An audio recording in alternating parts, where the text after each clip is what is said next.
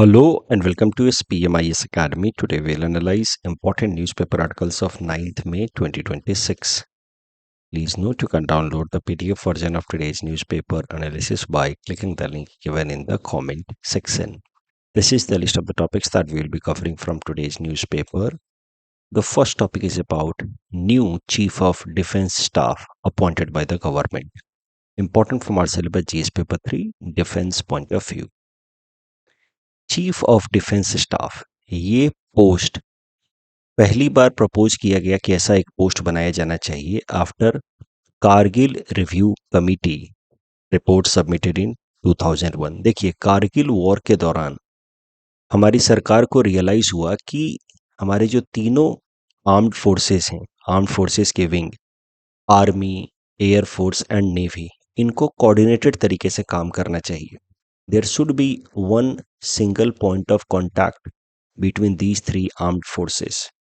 क्योंकि कारगिल वॉर के दौरान आर्मी और एयर फोर्स को बहुत ज़्यादा कोऑर्डिनेशन में काम करना पड़ा, तो वहीं से ये बात समझ आने लगी। तो कारगिल वॉर 1999 के बाद एक कारगिल वॉर रिव्यू कमेटी बनाई गई। उस रिव्यू कमेटी ने सजेस्ट किया 2001 में कि there should be one point of contact between these three armed forces, Indian air Force, army and navy. एक पोस्ट होनी चाहिए चीफ ऑफ डिफेंस स्टाफ की। फिर 2019 में एक और कमेटी बनाई गई थी मिनिस्ट्री ऑफ डिफेंस द्वारा, सकेतकर कमेटी। उसने भी रिकमेंड किया कि there should be a chief of defence staff post in order to create coordination amongst the three armed forces. और फिर सकेतकर कमेटी के रिकमेंडेशन के बाद अल्टीमेटली 2019 में भारत सरकार ने एक 4 स्टार जनरल पोस्ट क्रिएट किया फॉर इंडियन आर्म्ड फोर्सेस, जिसको कहा गया chief of defence staff. Chief of defence staff will be equivalent or is equivalent in rank and status to the chief of army, navy and air force. तो तीनों armed forces के जो chief होते हैं उनके बराबर ही हैं chief of defence staff, but उनका काम होगा इन तीनों आर्म्ड फोर्सेस के बीच में कोऑर्डिनेशन डेवलप करना। इसीलिए उनको कहा जाता है first amongst the equals. Chief of defence staff के अगर हम फंक्शंस को देखें तो chief of defence staff is head of the department of military affairs. तो 2019 में ही मिनिस्ट्री ऑफ डिफेंस के अंदर एक नया डिपार्टमेंट बनाया गया, डिपार्टमेंट ऑफ मिलिट्री अफेयर्स।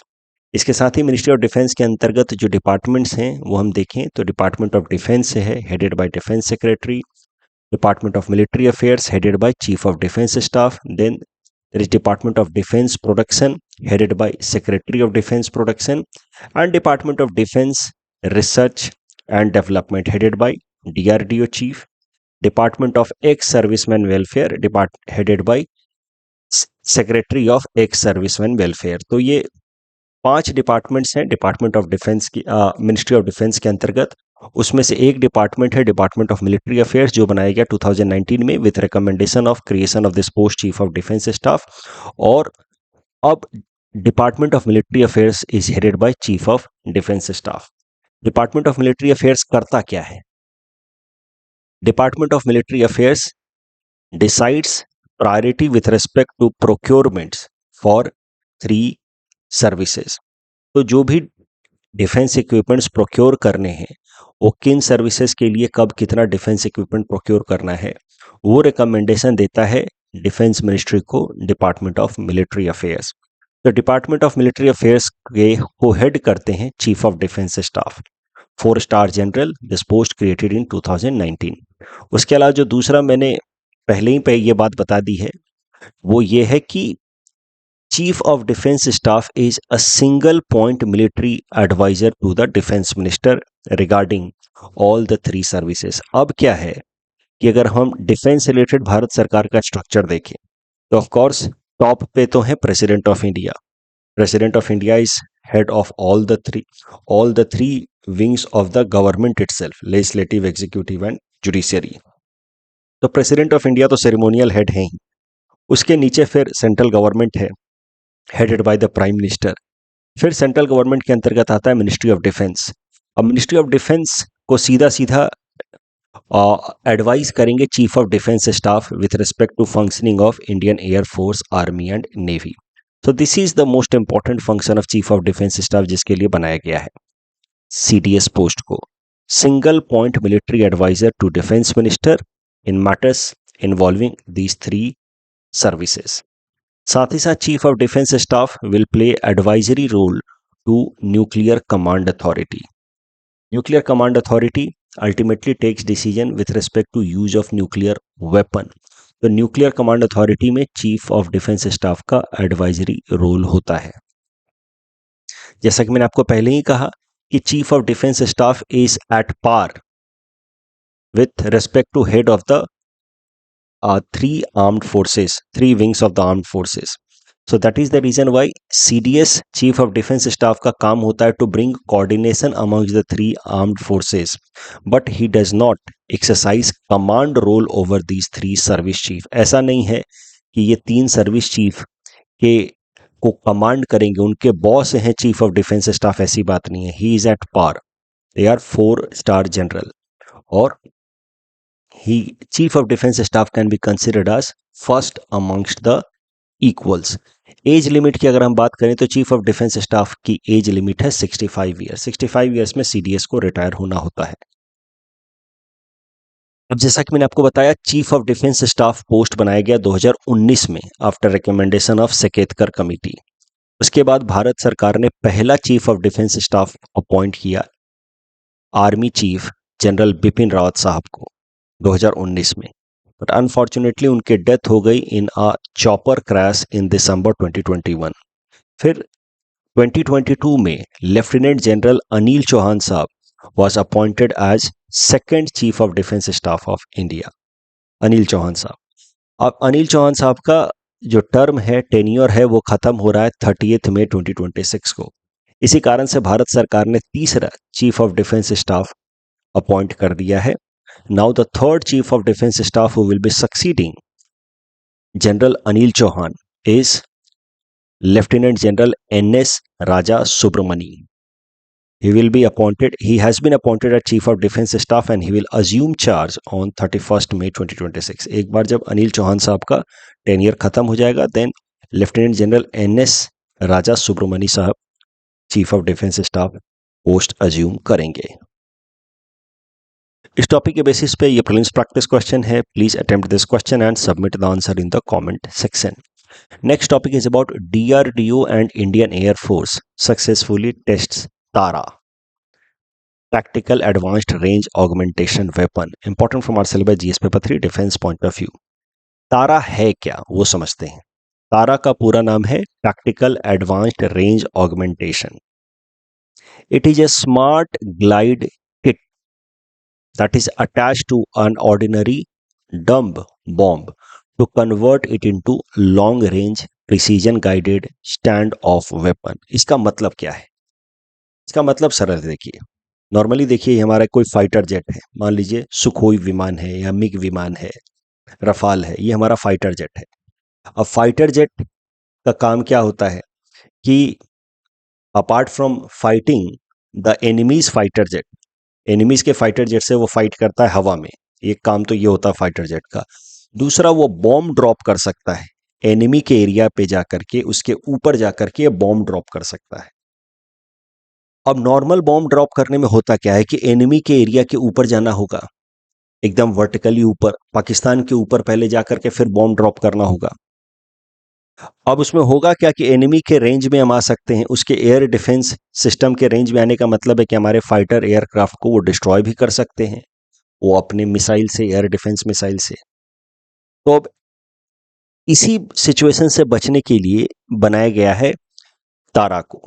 तारा क्या करेगा, एक नॉर्मल बॉम्ब, ऑर्डिनरी बॉम्ब या डम्ब बॉम्ब इसको कहते हैं, जिसको ड्रॉप करने पे वो वर्टिकली गिरता है, तारा को उसके साथ, उस बॉम्ब के साथ अटैच कर दिया जाएगा। तो अब तारा क्या करेगा, उस बॉम्ब को गाइड करेगा और उसको एक पर्टिकुलर लोकेशन पे 150 से 180 किलोमीटर आगे जाकर के ड्रॉप करेगा। जैसे ये फाइटर जेट से अगर हम नॉर्मल बॉम्ब गिराते तो सीधा सीधा नीचे गिरता, तारा को उसके साथ अटैच कर देंगे तो अब तारा को हम लोग मनूवर कर सकते हैं आसमान में ही, आकाश में ही, और वो तारा जो है वो बॉम्ब को ले जाकर के आराम से आगे जाकर के 150 से 180 किलोमीटर दूरी पे जाकर के गिराएगा। तो जैसे normal bomb is like throwing a stone straight downward, जबकि TARA equip bomb is like throwing a bomb attached with airplane, एक एयरप्लेन के साथ अटैच करके दिया जिससे हवा में ही वो ग्लाइड करे।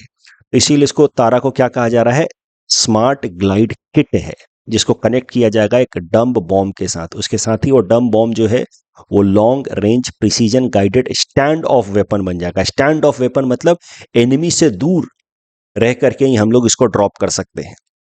जैसे मैंने आपको बताया फाइटर एयरक्राफ्ट है, उससे अगर हम लोग तारा रिलीज करें हाई ऑल्टीट्यूड से far outside enemies air defence range.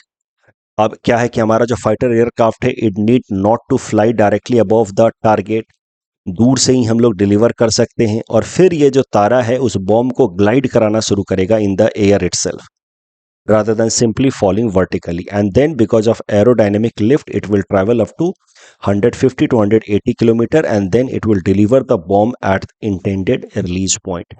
Tara will work in coordination with Navik, जो हमारा सैटेलाइट कॉन्स्टलेशन सिस्टम है, रीजनल पोजिशनिंग सर्विसेज प्रोवाइड करता है। नाविक के सपोर्ट से तारा काम करेगा। करंट न्यूज ये है कि DRDO and Indian air force have successfully conducted flight test trial of Tara weapon off Orissa coast. तो तारा जो स्मार्ट ग्लाइड किट है उसका हमने सक्सेसफुल टेस्टिंग किया है, डीआरडीओ ने सक्सेसफुल टेस्टिंग की है in association with Indian air force. इस टॉपिक के बेसिस पे प्रीलिम्स प्रैक्टिस क्वेश्चन है, please attempt this question and submit the answer in the comment section.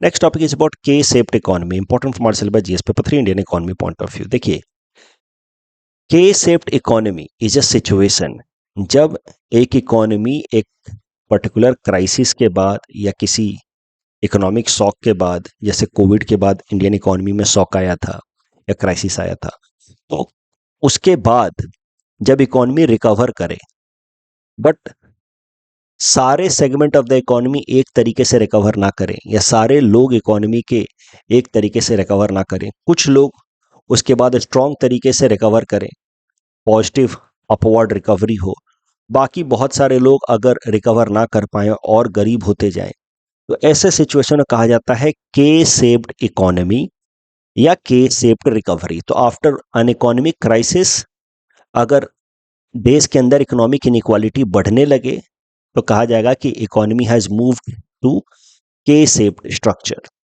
इसी सिचुएशन में कहा जाता है K shaped recovery post shock, economic shock, या फिर the economy has become K shape. तो उसमें होता क्या है, one group moves upward, generally वो ग्रुप जो हायर स्किल्ड है, जो जिसके पास पहले से थोड़ा कैपिटल है, जो थोड़ा रिच है, वो और अमीर होने लगता है। तो rich and skilled people they become richer, जबकि जो पुअर वल्नरेबल लोग हैं जिनके पास उतनी स्किल नहीं है, उनका हेल्थ लेवल भी अच्छा नहीं है, after an economic shock they start becoming poorer. और ऐसे सिचुएशन में कहा जाता है के शेप्ड इकोनॉमी। और के शेप्ड इकोनॉमी के कारण ऑफ कोर्स इकोनॉमी के अंदर इनइक्वालिटी बढ़ेगी, लैक ऑफ इंक्लूसिवनेस होगा इन द ग्रोथ। ग्रोथ तो होगा because few people are growing, so overall economy will appear to be growing, growth rate अच्छा खासा दिखेगा, but it might not be an inclusive growth, inclusive growth नहीं होगा, and it will lead to rising inequality. Indian context में बात करें तो कोविड-19 के बाद इंडियन इकोनॉमी में के शेप्ड ट्रेंड देखने को मिला है, यानी कि Indian economy has become K shape post Covid, या फिर इंडियन इकोनॉमी हैज शोन के शेप्ड रिकवरी पोस्ट कोविड, दोनों कहना सही है। हुआ क्या कि जो अपर इनकम लोग थे, जो स्किल्ड पीपल थे, उनको फायदा हुआ है कोविड के बाद, क्योंकि कोविड के बाद फास्ट तरीके से डिजिटलाइजेशन हुआ है, ज्यादातर चीजें ऑनलाइन चलने लगी। तो इससे क्या है कि जो लोग स्किल्ड थे, टेक्निकली बेटर ऑफ सिचुएशन में थे, टेक्नोलॉजी उनको इस्तेमाल करना आता था, उन लोगों ने सिचुएशन का फायदा उठाया। और कोविड जब 5-6-8 महीने लॉकडाउन चला तब तो सबको नुकसान हुआ, लेकिन पोस्ट कोविड ऐसे लोगों ने जो टेक्नोलॉजिकली बेटर ऑफ थे, स्किल्ड थे, डिजिटल इक्विपमेंट्स को बेहतर इस्तेमाल कर सकते थे, they started gaining from the situation because of fast digitalisation. जबकि जो अनस्किल्ड लोग थे, daily wage earners and all, उनको नुकसान हुआ है। फॉर एग्जाम्पल, जो सड़क पे ठेला लगाता था, पटरी लगाने वाला, ये छोटे मोटे जो दुकान जो हॉकर्स होते हैं, उनके जगह पे लोग ऑनलाइन ऑर्डर करने लगे, स्विगी जोमेटो इन सब का कल्चर आ गया बहुत फास्ट तरीके से। तो नतीजा ये हुआ कि इस तरीके के इनफॉर्मल वेंडर्स को बहुत नुकसान हो गया। एक एग्जांपल है ये। और डिजिटल तरीके से टेक्नोलॉजी के साथ काम करने वाले लोगों को फायदा हो गया। तो इसी सिचुएशन को हाईलाइट किया था ऑक्सफैम ने, एक इंटरनेशनल ऑर्गेनाइजेशन है, एनजीओ है, इंटरनेशनल एनजीओ, जो दुनिया भर में इनइक्वालिटी के ऊपर रिपोर्ट पब्लिश करता है, अलग अलग देशों में कितनी इनइक्वालिटी है। उसने एक रिपोर्ट पब्लिश किया था, profiting from pain post covid. तो कोविड के बाद बहुत सारे जो अन स्किल्ड लोग थे, वल्नरेबल लोग थे, उनका पेन बढ़ा है और उसका प्रॉफिट उठाया है कई सारे स्किल्ड सेक्टर्स ने, एंटरप्राइजेज ने, फॉर्मल सेक्टर में काम कर रहे वर्कर्स ने। तो इसी को हाईलाइट किया था, इस सिचुएशन को हाईलाइट किया था ऑक्सफैम ने थ्रू इट्स रिपोर्ट, जिसका नाम है profiting from pain. Current article जो है, ये आर्टिकल जो आया है इंडियन एक्सप्रेस में, वो कहता है कि ये जो वेस्ट एशिया में कन्फ्लिक्ट शुरू हुआ है, इस कारण से दुनिया भर में फ्यूल के प्राइसेस, फर्टिलाइजर के प्राइसेस बढ़ेंगे, जिससे कॉस्ट ऑफ लिविंग बढ़ेगा। अगेन इससे दुनिया भर के अलग अलग देशों में के शेप्ड इकोनॉमी देखने को मिल सकता है, क्योंकि गरीब लोगों के ऊपर ज़्यादा इम्पैक्ट होगा इन सब चीज़ों का, कॉस्ट ऑफ लिविंग बढ़ने का, जबकि अमीरों को इसका कोई खास इम्पैक्ट होगा नहीं। And they will try to find one way or the other to benefit from this situation as well. ऐसा इस आर्टिकल में कहा है। बट अमीर लोगों को भी आप उतना नुकसान नहीं होगा, ये बात तो मान सकते हैं, जितना गरीबों को होगा। लेकिन अमीर लोग इससे फायदा कैसे उठाएंगे, that is yet to be seen. लेकिन ये आर्टिकल कहता है कि rich people, skilled people will one way or the other find to earn more, but जो कॉस्ट ऑफ लिविंग आगे गई है उसका सबसे ज्यादा नेगेटिव इंपैक्ट होगा पुअर लोगों को। And that is why most of the economy post this West Asia conflict will witness K shaped situation, ऐसा ये आर्टिकल कहता है। देखिए, जब के शेप्ड की हम बात कर रहे हैं तो अलग अलग शेप इकोनॉमिक्स में होता है with respect to economic growth of a country. उसको जरा देख लेते हैं। वी शेप्ड रिकवरी, जब इकोनॉमी फास्ट तरीके से नीचे जाए फिर फास्ट तरीके से रिकवर करे तो उसको कहा जाता है वी शेप्ड रिकवरी। तो कई सारे इकोनॉमिक एक्सपर्ट्स का मानना है कि कोविड के बाद Indian economy witnessed we shaped recovery. लेकिन बहुत सारे लोगों का ऐसा भी मानना है कि no, it was not V shaped recovery, it was actually K shaped recovery. क्योंकि अगर ओवरऑल एग्रीगेट लेवल पे देखा जाए तो इकोनॉमी नीचे गई थी कोविड के दौरान 4-5 महीनों तक जब लॉकडाउन था, लेकिन जब लॉकडाउन धीरे धीरे लिफ्ट हुआ तो इकोनॉमी ने फास्ट रिकवरी भी किया था। इस कारण से एक्सपर्ट्स का मानना है, जब वो ओवरऑल देखते हैं सिचुएशन को एग्रीगेट लेवल पे तो कहते हैं वी शेप्ड रिकवरी है। लेकिन जब हम लोग सेगमेंट बाय सेगमेंट डिवाइड करके देखें तो हमें समझ आता है कि no, it was not actually V shaped, it was actually K shaped recovery post covid in India. वहीं उसके अलावा यू शेप रिकवरी मतलब इकोनॉमी फास्ट तरीके से डिक्लाइन करे बट धीरे धीरे उसके बाद रिकवर करे, तो U shape swoosh shape fast decline करे बट रिकवरी हो, but not as fast as V shaped but not as slow as U shaped, तो उसको कहा जाता है swoosh shaped recovery. Z shape economy decline करे विद बहुत ज्यादा रिकवर करे फिर डिक्लाइन करे तो Z shape. W shape economy decline करे रिकवर करे लेकिन उतना रिकवर ना कर पाए जितना पहले वो जिस ट्राजेक्टरी पे चल रही थी, फिर डिक्लाइन करे फिर रिकवर करे तो जेड डब्ल्यू शेप। और एल शेप मतलब इकोनॉमी डिक्लाइन करे और फिर रिकवर ही ना कर पाए तो उसको कहा जाएगा L shape economy.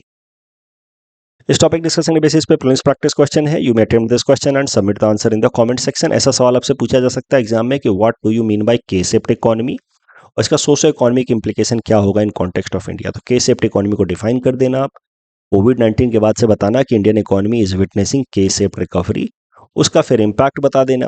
Profiting from pen वाली बात मैंने आपको बताई ही, rising income inequality and wealth concentration. उससे क्या है कि इनफॉर्मल सेक्टर के लोगों को डिस्ट्रेस हुआ, डिजिटल डिवाइड बढ़ा देश के अंदर, ग्रोथ तो है लेकिन जॉबलेस ग्रोथ है, ये सब बातें लिख सकते हैं। सरकार ने कुछ इनिशिएटिव्स लाए जैसे प्रधानमंत्री गरीब कल्याण अन्न योजना, इसमें 5 किलोग्राम फूड ग्रेन दिया जाता है free of cost and all, वो सब किया गया। एमजी नरेगा के अंदर वर्क अपॉर्चुनिटीज बढ़ा दिए गए बट स्टिल इकोनॉमिक इनइक्वालिटी बढ़ी है after covid and Indian economy is witnessing K shaped structure post covid. Next topic is about electronic gold receipts EGR, important for our syllabus GS paper 3 Indian economy point of view. देखिए, current news तो ये है कि national stock exchange NSE ने EGR electronic gold receipts को अब allow कर दिया है to be traded on its platform. तो EGR also will be traded. EGR क्या है वो हम समझेंगे, बट उसके पहले ये इंफॉर्मेशन ये भी ले लीजिए कि एनएसई ने, नेशनल स्टॉक एक्सचेंज ने ईजीआर को रिसेंटली अलाउ किया है to be traded on its platform. Bombay stock exchange में ईजीआर ऑलरेडी ट्रेडेड हो रहा है सिंस अक्टूबर 2022। ईजीआर होता क्या है? Electronic gold receipt. ईजीआर आराम से यहां पे इस पेज पे समझते हैं।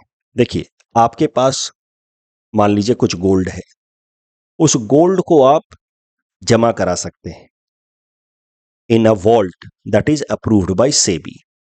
उस वॉल्ट में गोल्ड जब आप जमा कराएंगे तो उसकी प्यूरिटी देखी जाएगी, वेट देखा जाएगा, क्वालिटी देखा जाएगा। ये सब के बेसिस पे फिर आपको एक रिसीट जनरेट करके दिया जाएगा। तो सेबी अप्रूव्ड वॉल्ट में आपने गोल्ड जमा कराया और फिर गोल्ड की वेट और क्वालिटी के बेसिस पे आपको एक डिजिटल रिसीट दिया जाएगा। वो डिजिटल रिसीट आपके डीमैट अकाउंट में स्टोर रहेगा। जैसे हम कोई शेयर खरीदते हैं तो digital form of that share is stored in our demat account, वैसे ही जब हम गोल्ड जमा करेंगे तो डिजिटल फॉर्म में वो receipt of that gold will be deposited in our demat account. हम जितना गोल्ड जमा करेंगे उतना हमारे पास रिसीट आएगा और उसी रिसीट को कहा जाता है ईजीआर, इलेक्ट्रॉनिक गोल्ड रिसीट। जैसे 1 ग्राम गोल्ड जमा किया तो 1 ईजीआर मिला, 100 ग्राम गोल्ड जमा किया तो 100 ईजीआर इलेक्ट्रॉनिक गोल्ड रिसीट मिला। अब एक बार ये जब गोल्ड रिसीट्स हमारे अकाउंट में आ गया डीमैट फॉर्मेट में, डिजिटलाइज्ड फॉर्मेट में, तो we can sell it to somebody else.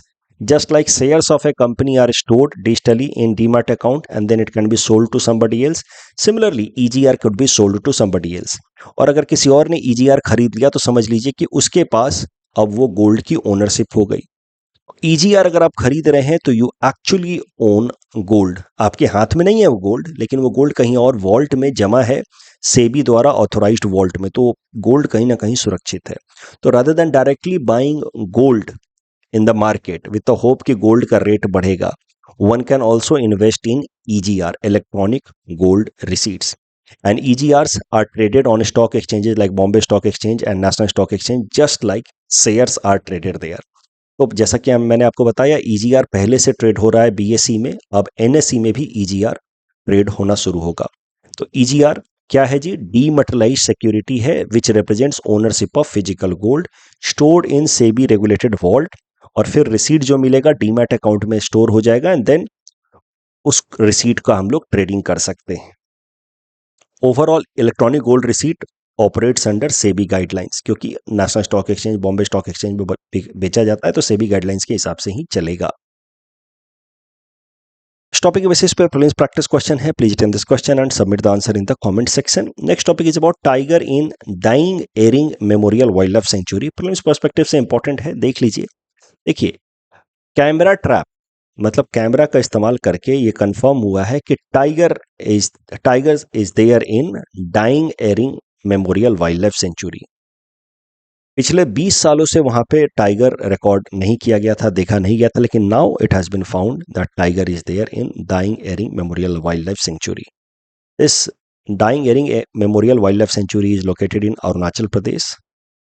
पहले फॉरेस्ट ऑफिशियल्स को इनडायरेक्ट रेफरेंसेस मिले थे, लेकिन अब कैमरा ट्रैप की मदद से सीधा सीधा इमेज मिला है to confirm that tiger is there in Daying Ering memorial wild life sanctuary. साथ ही साथ यहाँ पे apart from tiger, Chinese pangolin and hispid hare also have been found. तो ये बताता है कि Daying Ering memorial wild life sanctuary की बायोडाइवर्सिटी धीरे धीरे इंप्रूव हो रही है, वहाँ पे कंजर्वेशन एक्टिविटी सक्सेसफुली चल रहा है। तो Daying Ering memorial wild life sanctuary has been in news. तो आपसे हो सकता है इससे रिलेटेड प्रश्न पूछ ले कि ये है कहाँ। उसी के बेसिस पे सिंपल सा प्रीलिम्स प्रैक्टिस क्वेश्चन है, अटेम्प्ट दिस क्वेश्चन। गवर्नर से रिलेटेड जो प्रश्न था, governor can invite the leader of the single largest party to form government even if it does not have absolute majority. This statement is correct. Governor has discretionary power in deciding whom to invite first from the government in hung assembly. This is also correct. Sarkaria commission और पूंछी commission ने एक priority दी जरूर है, order दिया जरूर है, but those recommendations are not mandatorily imposed over governor. तो hung assembly के केस में उनके पास, गवर्नर के पास सिचुएशनल डिस्क्रिशन आ जाता है। सरकारिया कमीशन ने रिकमेंड किया कि नहीं, उनको एक ऑर्डर को फॉलो करना चाहिए, बट कॉन्स्टिट्यूशन वाइज अगर बात करें तो governor has some situational discretion power. The governor can permanently dissolve legislative assembly without any constitutional process when no party secures majority support. This is wrong. ऐसा नहीं है कि अपनी मर्जी से आप डिजॉल्व कर सकते हैं, आपको मौके देने होंगे अलग अलग पार्टियों को सरकार बनाने के. Governor usually ask the newly formed government to prove its majority on the floor of the house within stipulated time frame. That is also correct. खाली तीसरा स्टेटमेंट गलत था. Ocean currents are primarily driven by difference in water salinity and temperature. That is correct. Wind patterns have little or no effect on formation of surface ocean current. This is wrong. Wind currents का भी role तो होता ही है. उसके अलावा white bellied heron critically endangered है. That is correct. It is found in arid desert ecosystem. This is wrong. वो तो tropical ecosystem में पाया जाता है, अरुणाचल प्रदेश वगैरह में. Galapagos Island, archipelago, volcanic Pacific Ocean, that is correct. It belongs to Peru. This is wrong. It belongs to Ecuador. तो second statement गलत होते ही करेक्ट आंसर आ जाता है 1 and 3. That's all from our side for today. Thanks for watching.